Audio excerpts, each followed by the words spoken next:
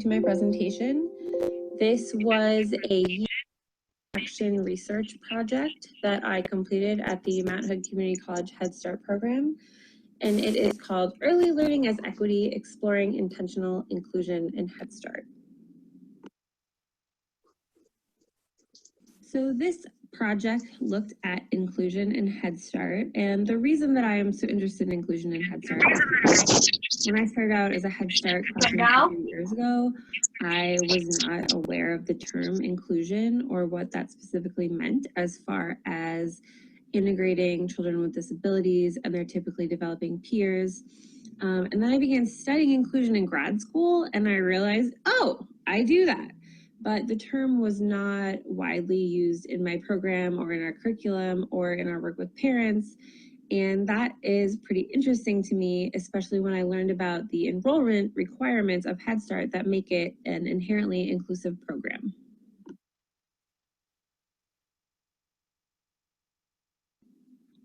So taking on a role supporting teachers and classroom teams as an education specialist has especially emphasized to me the opportunity that Head Start teachers have to facilitate inclusion.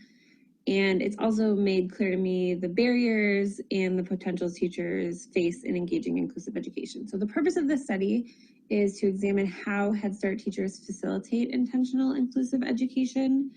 And my research question guiding me through was, how do Head Start teachers practice intentional inclusive education?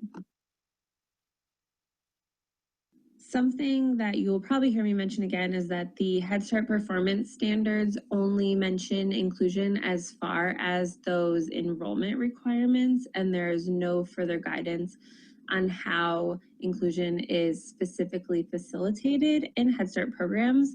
So my hope with this study is to look at how teachers are intentionally facilitating inclusion so that we can use that information to inform resources and policies and procedures to further support intentional inclusion in Head Start programming.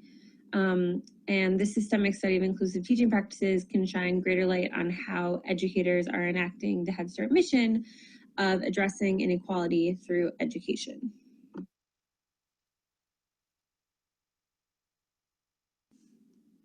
So to start my research project, I started with a literature review, and I looked at both Head Start and also inclusion. Head Start has worked to address social and economic inequality through education since it started in 1965 as a small 8-week summer program inspired by President Johnson's War on Poverty. It was designed by the Office of Economic Opportunity with a mission to help break the cycle of poverty by providing a comprehensive program to low-income children and their families, and it included education, social, health, nutritional, and psychological services. And this history is very important in understanding the legacy and outcomes of Head Start programming since then.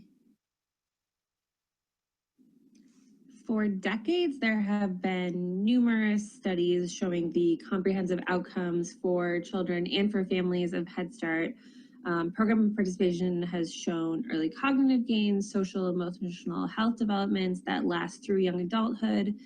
Head Start has been shown to address long-term income-related development gaps, and many researchers argue that Head Start's greatest strength is this program-wide focus on providing comprehensive services to the entire family. The literature also shows how Head Start has historically expanded to meet community need and serve those most marginalized by society. And expansions have been targeted towards families experiencing homelessness, children of migrant farm workers, residents of federally recognized American Indian reservations and Alaska Native villages.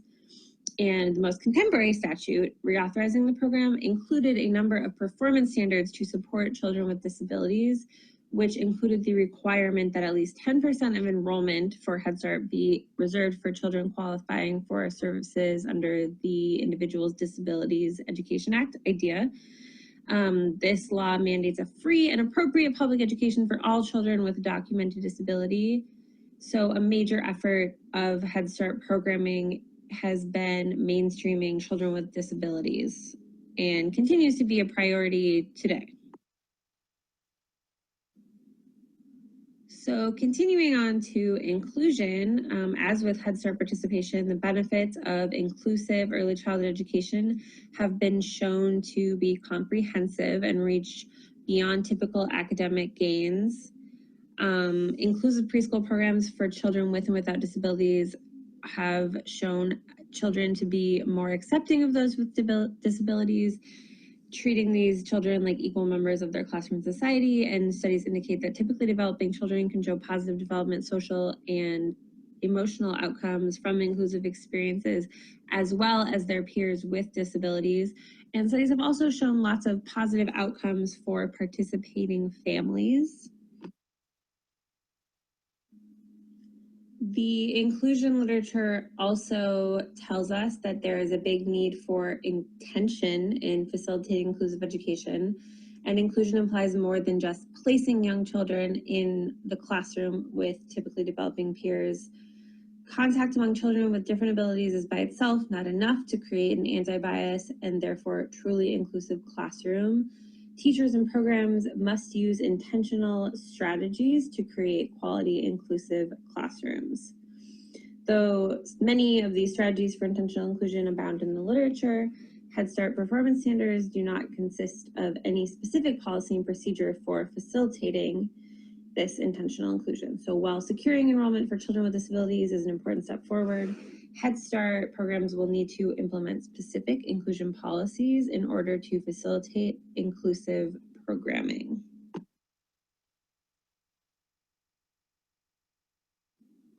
And so this study was to look at how teachers and programs are facilitating intentional inclusion to get a better idea of how we can create policy and procedure and programming for more intentional, impactful inclusion overall. So I conducted semi-structured interviews about inclusion philosophy and experience with 4 lead teachers, 2 early childhood special education service providers from MECP, the Multnomah Early Childhood Program, 2 family workers, and 1 manager, the education manager.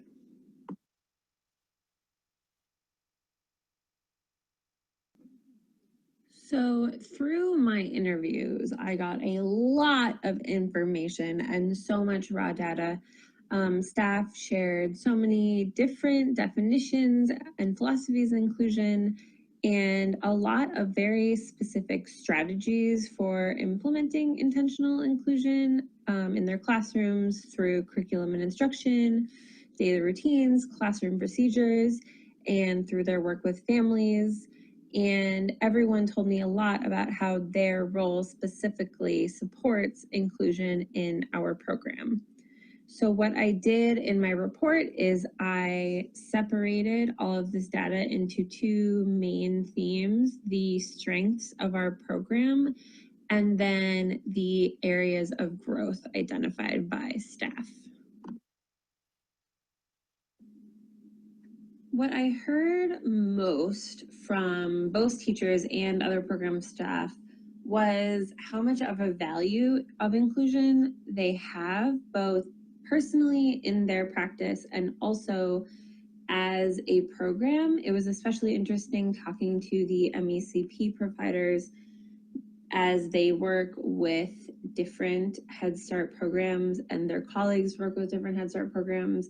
And they said a lot about how MHCC really works to not only enroll children with disabilities, but to keep them enrolled and set up structures so that their families feel welcome and included and stay with the program. And this value of inclusion was echoed by teachers in the work that they do and how they work with both students and families. I also heard a lot about family engagement and what a big part of the inclusive practice of every staff it is. Every teacher highlighted working with families and different strategies for them doing so, and every other person I interviewed also talked a lot about family engagement, both in their role themselves and as a program overall. And then collaboration came up so much, both for teachers and the way that they work with their MECP team and other service providers. Also how they collaborate with families. Overall, a really big takeaway for me was how every teacher and the staff that they work with described inclusion not as a set of specific strategies, but as a process that takes a lot of observation and collaboration. And I included this quote from a teacher that I think encompasses what I heard across the board. Inclusion is so much more than being invited to a table or to not be excluded from something. Inclusion is an ongoing process. Inclusion is webbed in every detail of the curriculum, embedded throughout the day, and supported by staff and peers alike. Inclusion is ensuring that we strive to meet the needs of all we serve.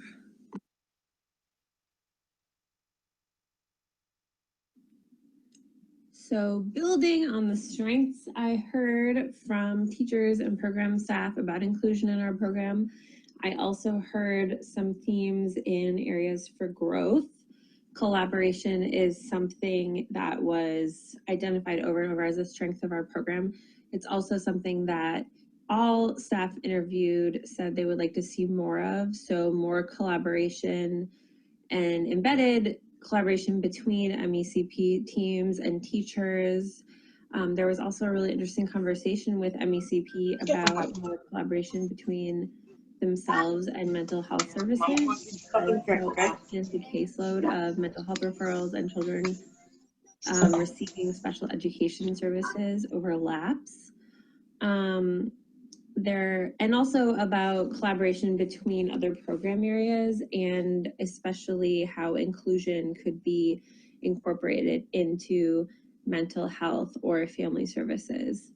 Staff asked for more teacher training and support in serving all the needs of their classrooms.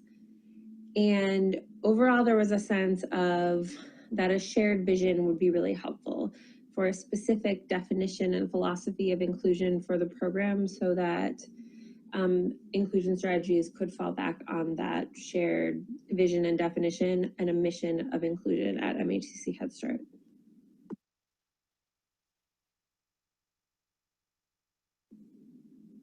So in my discussion and conclusion, I identified two major themes presented by the data in both strengths and area to grow. And through an analysis of these themes supported by the literature and implications for further research, I identified specific recommendations in the work for intentional inclusion, both at my own Head Start program and for Head Start policy nationwide. The first of these themes is collaboration, and this is something that was mentioned as a strength of the program over and over, and is also an area for growth because teachers and program staff love all the collaboration that they do have, and they would like to see more of it, and program staff would especially like to see more collaboration between service areas. Teacher education and experience also mostly came from experience in the field and working with colleagues and families. And that's where most of the training and professional development in inclusion came from. So through embedded collaboration processes, we could create systems to encourage and support this. Staff also identified themes of teacher burnout and low morale. Head Start is notoriously hard on teachers, and there are high rates of burnout and teacher turnover across the nation. And studies have shown that collaboration among teachers boosts overall morale, and collaboration among staff and stakeholders is also a key ingredient for comprehensive trauma-informed approaches in education. And a pressing issue in Head Start is the high rate of trauma exposure reported by children and families. So ultimately, the literature shows that classroom collaboration is essential for the growth, success, and inclusion of all children in the classroom. And this is especially true for children receiving special education services. So an expansion and embedding of collaboration in the program can help teachers, service providers, and families strengthen relationships, and build towards more desired outcomes for children and families, and ultimately create a more inclusive program. The other big theme here is consistency, because in order to embrace the support for intentional inclusion, consistency is needed. The literature reiterated that intentional inclusion means more than simply being present. And while there always will be some variation depending on teachers and classrooms, inclusion standards in curriculum and instruction would raise the bar overall. Inclusion is a value in this program. However, I noticed how educators and program specialists all reported varying definitions and philosophies of inclusion, and this often leads to varying degrees of implementation and widely different strategies. So a big part of consistency would be a defined inclusion mission and inclusion component. The literature on quality inclusive early childhood programs calls for any program to have a philosophy and mission for inclusive practices, as well as well-defined values and expectations supporting inclusion. And this work also calls for a consistent system of family involvement, staff development, and teacher collaboration. I think a lot of that is a part of MHCC Head Start, and what could make it even better would be a consistent embedded inclusion component in all of that. And the literature on inclusion also shows the programs that embrace consistent collaborative practices are set up to provide high quality inclusive education, and embedding this into program policy and procedure is an important step in this work. So making an inclusion part of all areas of the program. And part of this would mean sharing resources and strategies about inclusion for and with all staff and all program areas.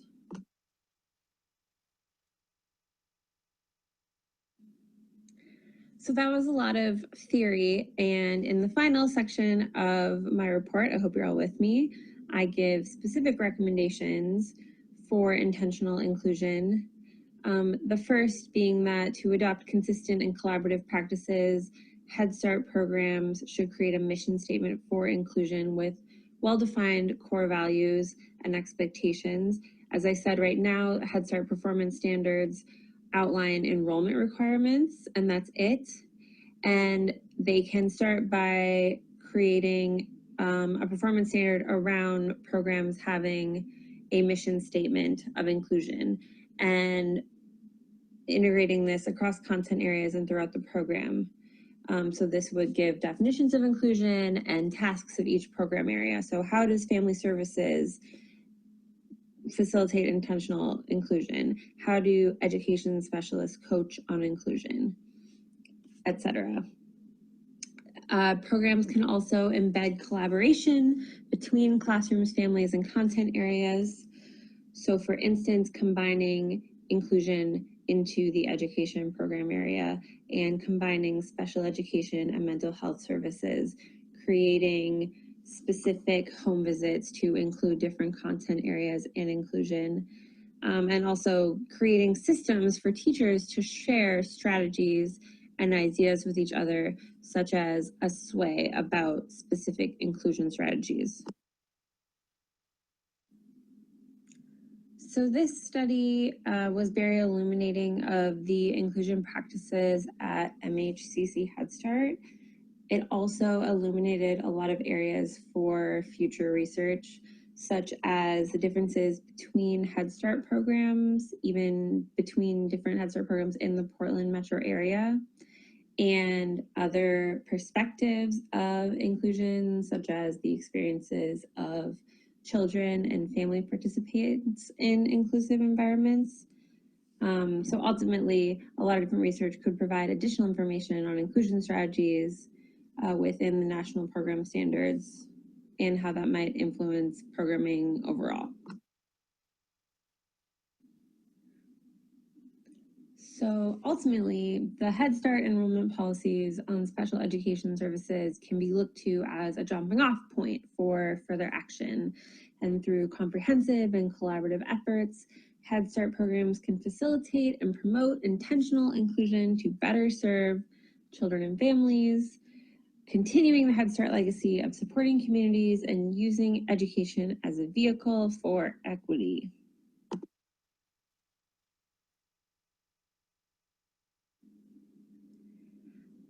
So thank you all so much for attending my presentation. Here are some selected references that really informed this research and also this presentation and are a great jumping off point to digging into inclusion in Head Start. Again, thank you, and don't forget to fill out your feedback form. Okay, so that was the end of the video. That video was Early Learning as Equity, Exploring Intentional Inclusion in Head Start by Megan Ryan. And what I liked about the video is it was a research that she completed in regards to inclusion within our Head Start centers. Our performance standards doesn't specifically outline a policy for inclusion. It's more so geared toward our 10% of children with disabilities. So we'll be looking for that change in the future. However, I wanted to get you guys' feedback in regards to inclusion. Do you have any questions or concerns when it comes to inclusion?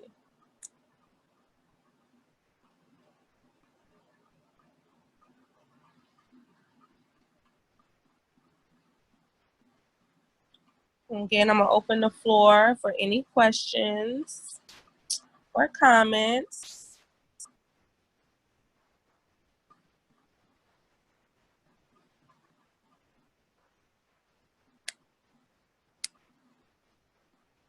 I don't know if I have.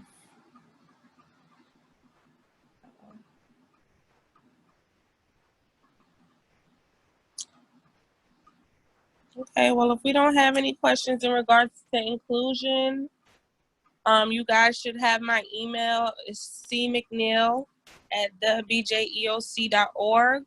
So you can feel free to email me any of your questions, but we're gonna jump into the next video. John, can you play the last video, please? Chiffon, you have a comment in the chat. In the chat, let me see. I read that one. You talking from Stephanie? Okay, you did? Okay, I'm sorry. Yeah, I read that. That was from the last video. Yes, thank you. Okay. Oh, wait, no one's coming in. Children with special needs are addressed in education services. Okay, Miss Julia, awesome. Thank you for that. I didn't see where it discussed inclusion. So I'll go back and review it. Thank you for that.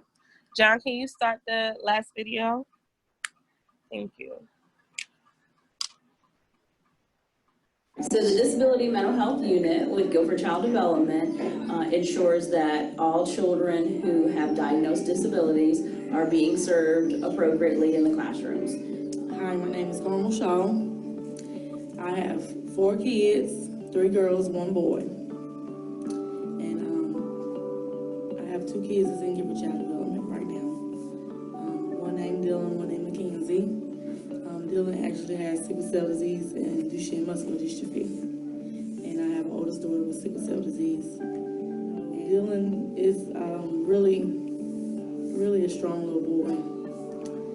We found out that he was diagnosed with sickle cell as he was born. He was actually 32 weeks when I had him. Then we found he had sickle cell disease. And then this year we found he had Duchenne muscular dystrophy.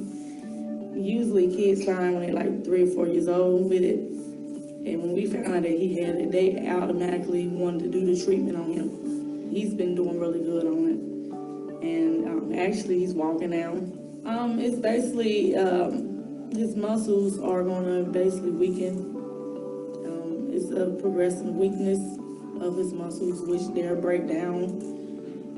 Usually the signs are from when he starts 4 or 5 years old. his bones weakened to the point like you might see him fall more, or he can't climb the stairs, or basically get up like a normal child would. And so usually by the time they get about 10 or 12, they end up in a wheelchair. And as they get older, they might start having problems with their heart and their oxygen levels, and they have to be on oxygen. But it's kind of rare because he has sickle cell and Duchenne. So it's like two diseases combined. It's horrible. It really is, because you don't know if he's having pain because of the muscle disease or it's because of sickle cell.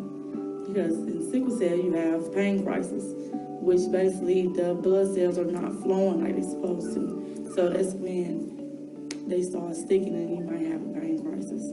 So they do a lot for the community, Gift for Child Development. They really do. All my kids has been in Gift for Child Development. You know, just getting your child some kind of education. You know, some people think that putting their kids in Head Start is like a daycare. It's really not.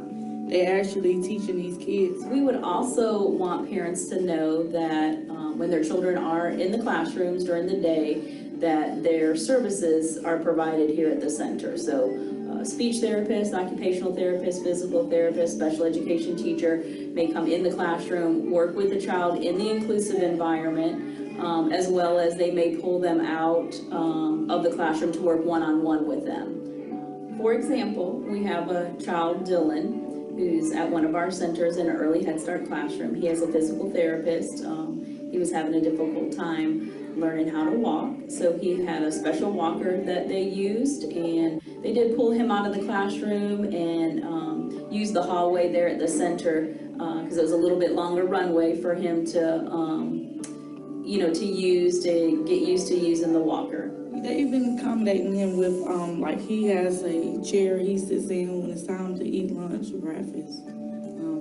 They've been actually letting the physical therapists, things like that come in. Whatever the physical therapist tell them to do, they try to do it with him without her being there in her presence. Like he had, before he could walk, he had walkers and things like that. They would actually try to train him to do it without me or the physical therapist there. So I do thank them for that. They actually treat Dylan like a normal child, but they spot him like we would. So everybody is trying to come together to make sure Dylan feels as comfortable as possible. And that's what I like about it. I am really excited for Dylan to be in a regular classroom. Regular students, not saying that if he was to be in a disability classroom, that wouldn't bother me, but it's just the fact that Gift for Child Development is giving Dylan the opportunity to actually be in this program knowing that he has disabilities. So what we would want parents to know about enrolling their child at Go for Child Development if they have a disability is knowing that we work together with them as a team, making sure that their child's needs are being met in the classroom. All of our classrooms are inclusive environments, so they'll be with other children that may have special needs as well as typically developing children. We also work closely with the service providers in making sure that we provide any equipment or materials that the child may need. We do a transition meeting with the parent, the service providers, and the teacher, so we have the opportunity to talk about what the child's needs are before they enter the classroom. That way we're prepared when they walk through the door with everything that they might need to be successful. Yeah, just about anything that we need, they are there. They try to make sure everything is basically perfect for us. And that's why I'm keeping Dylan here next year, the following school year, because I feel like Dylan has actually grew to love the teachers, and he trusts the teachers enough to, if it's something new that he needs to learn to do, then he's willing to let them help him learn it without him crying or feeling uncomfortable. And the kids are here, they are not mean to him. They don't see no difference in Dylan. So I'm just like, well, let's keep Dylan where he's at. I don't want to move him somewhere else and then he feel uncomfortable and then stuff start going downhill with him. And so we had a really big turnout, and I actually seen, it wasn't just the staff, it was kids out there walking. That was like Dylan age, might be a little older. It was cool to see that, because it's like, okay, you know, other people are actually interested in hearing Dylan's story. Any child that has any kind of disability, they're going to be all right. It's just a point of having a good support group. Guilford Child Development works to support families like Dylan's every day. Call today to find out how to enroll your child.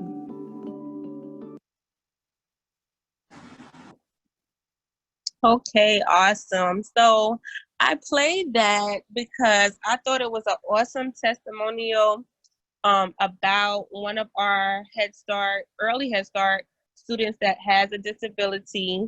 And it was the mom just expressing her appreciation and gratitude to Head Start. And I played that because we have many families and many parents that have that same testimonial or same gratitude and appreciation to Head Start, to our own agency. So I wanted just to say that I appreciate you all, our teachers, our early Head Start teachers, our teaching staff, or our staff, our cooks, our bus drivers, everybody, the whole team. I want to say that we appreciate everything that you do, because we have to work together as a team to ensure that we're getting the services to all of our children and families. I wanted to just say this, that I too started off as a Head Start parent. I found out about Head Start when my son turned 3 years old, and I put him in Head Start locally, and he came into Head Start with an IEP. He had a fine motor skill delay, and he also had a speech delay. And to this day, he no longer has any delays because Head Start started him off at an early stage. So it's important what we do. It may seem like, we're just doing our job, but it's so important to our families. We're actually changing lives. And as you can see, our works is in good faith because we're getting good testimonials in appreciation and gratitude. Again, I want to open the floor before I leave out for any questions or concerns in regards to anything in regards to disabilities or mental health. Any questions, any concerns? Is there anything that you might want me to repeat or to go over again in regards to what it's going to look like this school term? And I will attempt to answer it.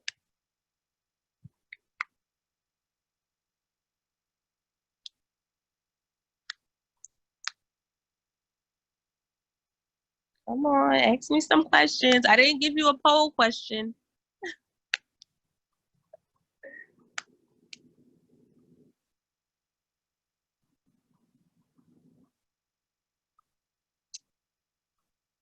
Okay, well, I mean, if there's no questions, that's really all I have for today. I don't have anything else.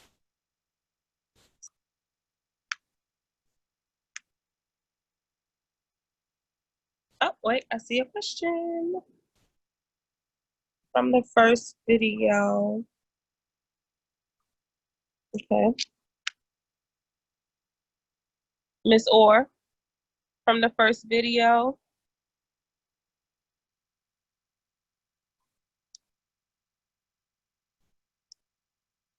Don't see the question.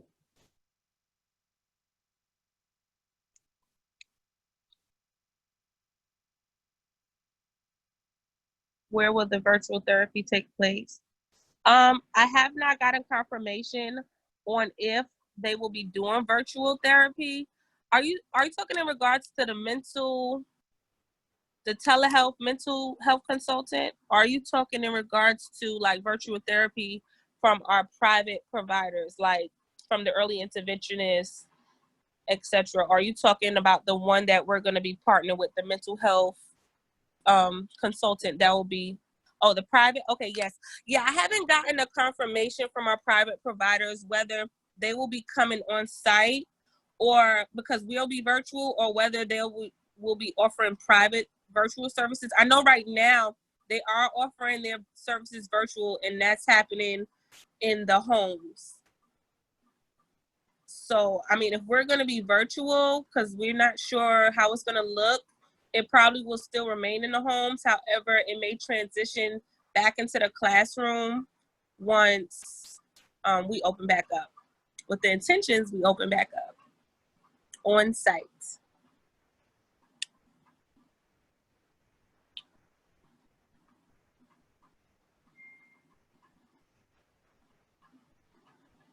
Oh,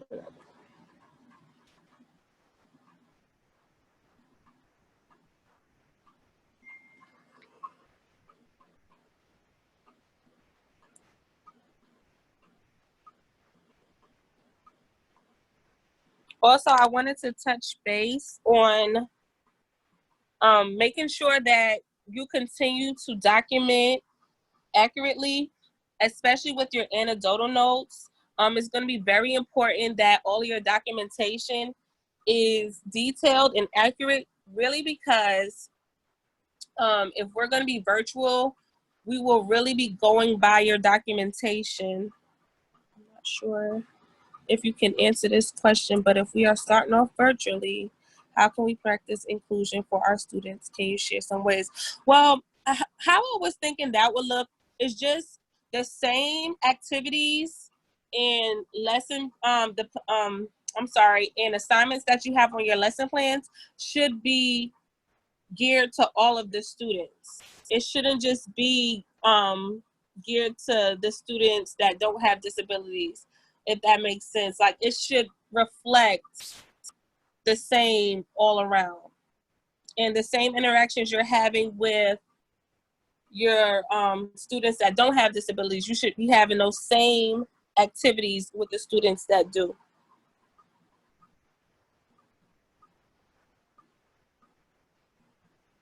And again, I want to reiterate, I think I mentioned this on Friday or the last time I presented. However, I want you guys to remember that any concern or any challenges that you guys are experiencing, I need it to be documented in teaching strategies, so that way it's reflecting detailed information.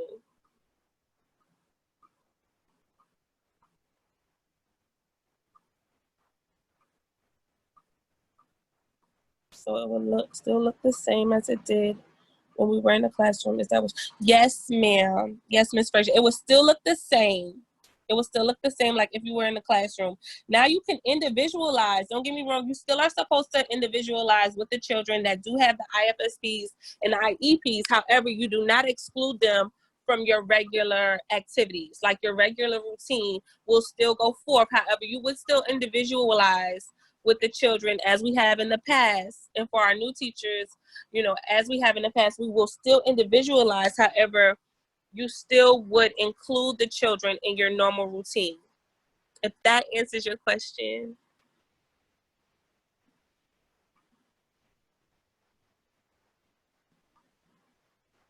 No, he got a little, he had a shade in the yard. Somebody's He's on, been paying for somebody's not muted.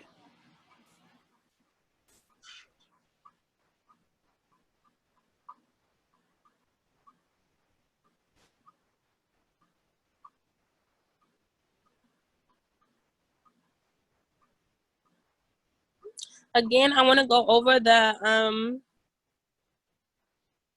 ensure that you guys know the process for the referral process of the observations, that we need those 2 weeks, the 10 days of the consecutive observations. Is there any questions in regards to my referral process that we have in place for the disability referral process, as well as the mental health referral process? Do you have any questions in regards to that?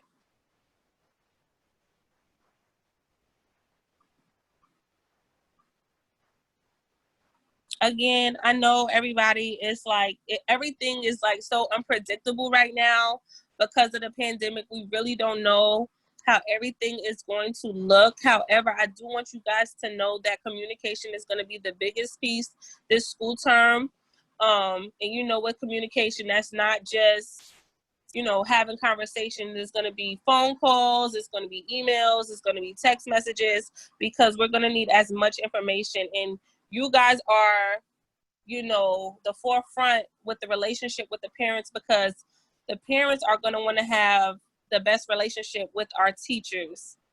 So it's really important that you guys are building those relationships with your with your parents, so that way they can share with you anything that's going on with their children in regards to disabilities, the challenges, etc., any observed behaviors. Because sometimes when the children enroll, this has happened in the past, when the children enroll, we don't know that they have an IFSP or an IEP or have any kind of delay or anything. We won't find that out until the teacher's like, hey, mom told me that he has ADHD or whatever the situation is. So it's really important that you guys are communicating with your parents and building those relationships, and then also communicating communicating that information to myself or your center manager or anyone else.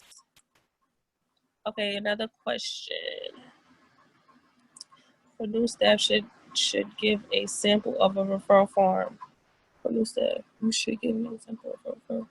I'm sending out the referral forms to all of the center managers before school starts, and though the new staff, when we do new staff orientation, they will receive all of those forms, Ms. Faye. Thank you for that. Once a parent expresses concerns about something specific, such as speech or disability, can we go ahead and submit a referral just from that, or do we still have to do the 10-day observation? If it's in regards to speech or disability, that is not something that you have to do the observation for. The observation is for mental health concerns like behaviors.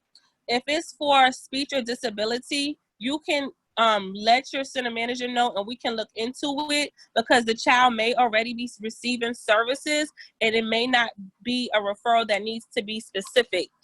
Can't hear. Can you hear me now? Not sure. Let me go back. Can you guys hear me? We can. Okay. Again, I'm sorry. Again, the disability in speech is different from the mental health, and I want to make that clear. Speech, fine motor skills, things of that nature, that's different than having like autism, or like it's different than having a mental health specific concern. If we're having something that's displaying behavior, that's mental health. That's when we need the observations. But if it's something along the lines of speech or your motor skills, cognitive, that kind of a thing, that's something that will be disability. Normally, we pick up on those concerns during our dial 4 screenings, or we pick up on those concerns from our physicals. A lot of times, the physicians are now documenting, especially if it's the physicians that we're partner with. They know to document that on the health forms, as well as we're also asking parents this now in our enrollment process. We're asking them, hey, does your child receive services? Do they have an active IEP or IFSP, or are they receiving baby net services, etc.? So that way we're trying to get the information ahead of time. However, if you find out that a child does have a speech concern or disability, just let your center manager know, who will reach out to me, and I will, before I submit a referral for that, I will speak with the family and get the information needed.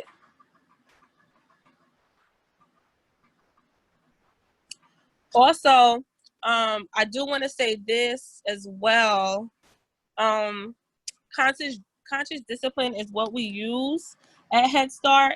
If you need any additional training, please make sure that you let Miss Julia know, so that way, let me know, so that way we can schedule for you to get additional training on conscious discipline, because it's a lot of strategies that can be used to help guide the classroom and the behaviors within the classroom. Sometimes it's something that's so simple. Like, I remember that it was an issue one time where a child was displaying some behavior, some challenging behaviors. However, it was really the way the classroom was set up, where the teacher could not always see the entire classroom. So it was just really just as simple as just changing the way the classroom was set up. So just like I said, always keeping that open line of communication, so that way you're relaying your concerns and we're offering as much help as we can.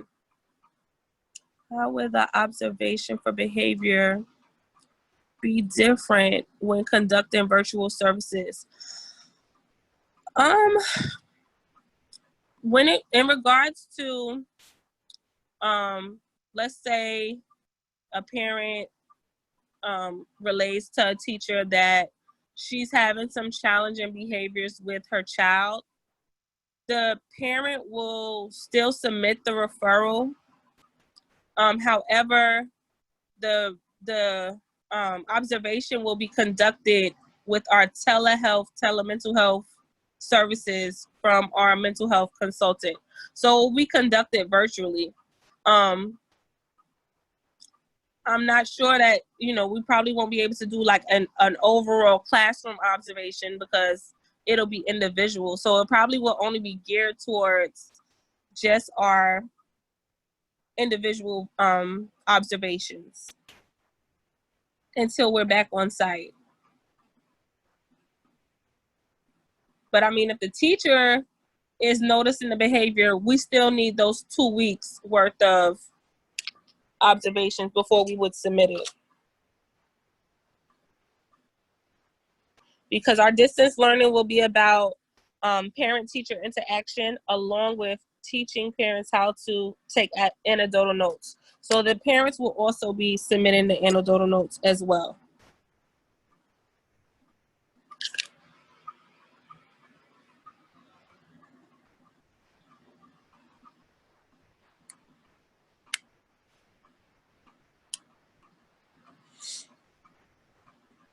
I hope I'm answering all your questions to the best of my ability, because again, as I'm gonna keep stating, it's really unpredictable. We could put something in place today and then tomorrow it may change. So yes, Jessica, that was a very good question, because it won't be like the overall general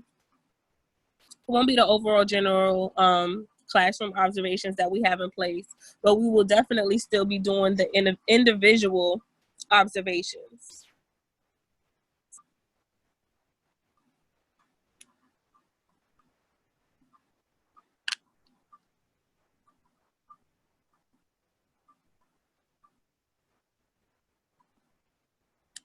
Anything else, you guys? Make sure I answered everything.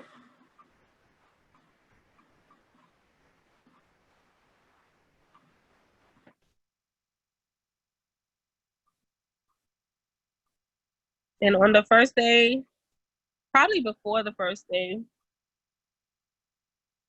I will send out an email letting you know when you all be receiving the forms and the IEPs and IFSPs.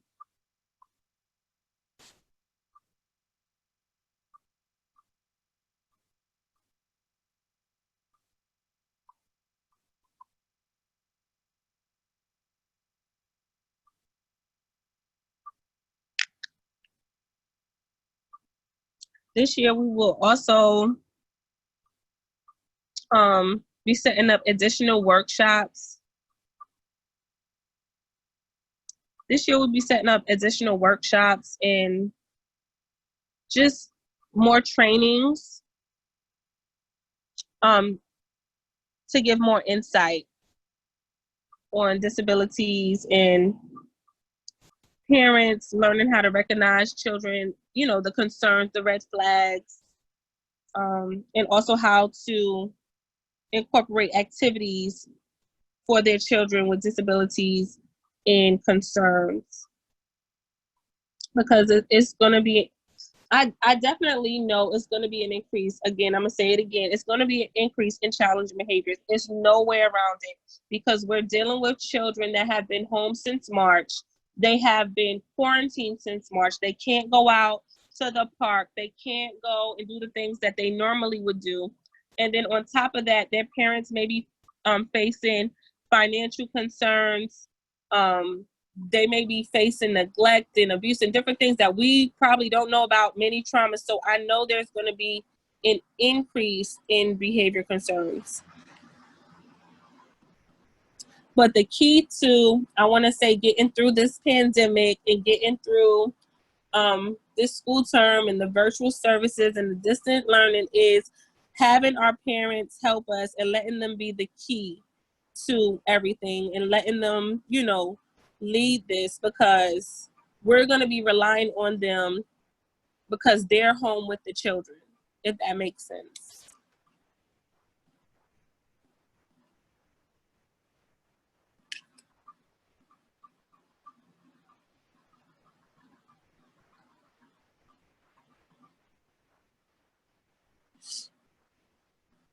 Are there any more questions?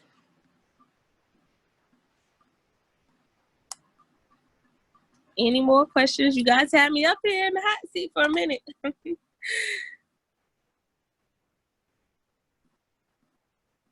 So I just want you guys to be prepared, because a lot of children that are having issues with the anxiety and the depression and anger, you know, it will manifest through their behaviors, unfortunately. And, you know, because for so long, parents were so used to just, you know, sending them to us and letting us deal with it, you know, in the classroom and stuff. But now they've been home dealing with it. So we can only imagine, you know, what's been going on.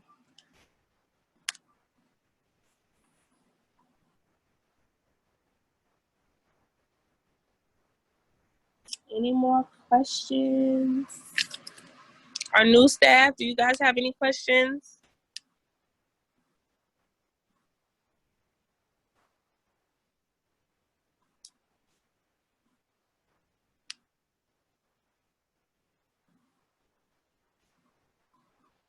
How do we redirect if we have to be 6 feet apart with challenging behaviors? That I don't know. I think that's something me and Miss Julia will have to get together on, because I'm not sure if how that will look. Last question, is there a handout that can be provided to help teachers and FDA staff recognize behavior? Yeah, there is, Jessica. I can forward you something. There should be. I can forward you something, like some red flags that you can look for when you guys are doing enrollment, or even when they're coming into the classroom. There's something I can pull up. Also with the new staff, we will be, I'll be able to send out more information to you guys when we do our new employee orientation. Thanks for sharing. Yes, I agree with the increase of behavior because of this challenging time. Thank you, Ms. Johnson. Thank you. Support for the parents of children with disabilities. No, and that's why I was kind of talking about a little earlier, trying to formulate maybe a support group with our parent committee in regards to parents that have children with disabilities, because I think that would help. I will definitely look into some more resources, Ms. Orr. That's good. That's good. I can, you know, specifically send out resources just for parents that have children with disabilities, because I'm sure there's tons of information on that. So I'll get with you and send out that information to our center manager so they can get it to you guys. I think that would be helpful. Yes, ma'am. That would be helpful, Jessica. Thank you for that. I didn't even think to, you know, have something, because that'll be something, if they see a red flag, especially with our FDAs, if they see a red flag at enrollment, they can ask more questions, you know, about the behavior. Is it something, you know, that's normal, consistent? Does he always do this, etc.? So that's important. Also, I want you guys to make sure that you are utilizing eClick. New staff, returning staff, old staff. eClick has a boatload of information for children with disabilities, children with challenging behaviors. I know last time, I think at our in-service, I had 2 videos on challenging behaviors. Unfortunately, they did not load. But if you go to eClick and you can type in challenging behaviors or you can type in disabilities, there's a lot of resources there. There's a lot of handouts there. There's a lot of PDFs there, and there's a lot of videos there. So please ensure that you guys are going to eClick and just, you know, researching and catching up on some information.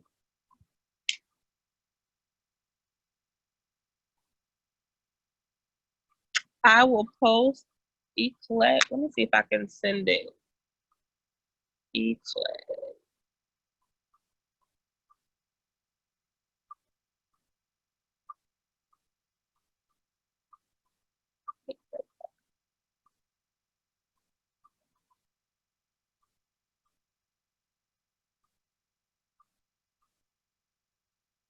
I'm gonna post the link in the chat.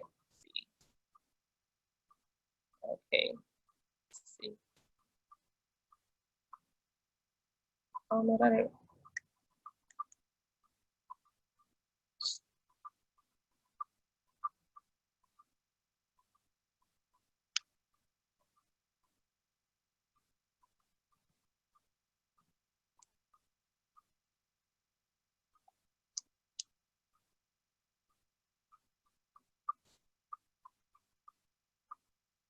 Okay, I'm gonna post eClick in here in the chat.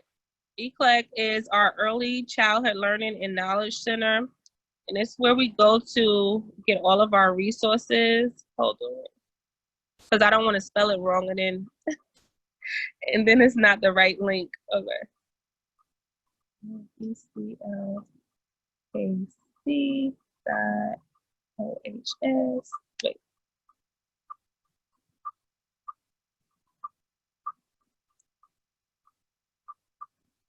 You could always put it in your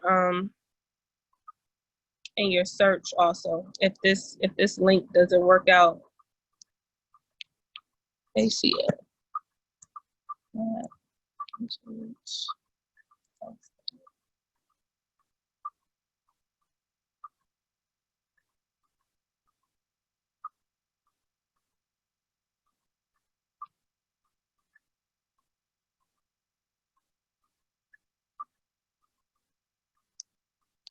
there any more questions?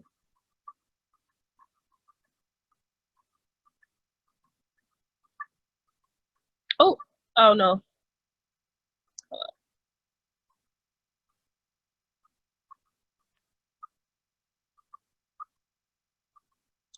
Oh, somebody posted it for me. Y'all so wonderful. Because I'm over here really struggling. Again, it's the Early Childhood Learning and Knowledge Center. If you click on it, thank you, Elmisha. She submitted it. I also sent it out as well. You can go there and get your resources.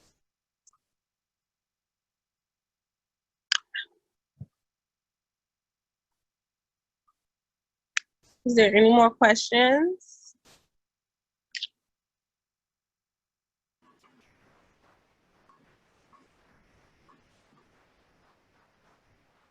Okay, well, that will conclude my training for today.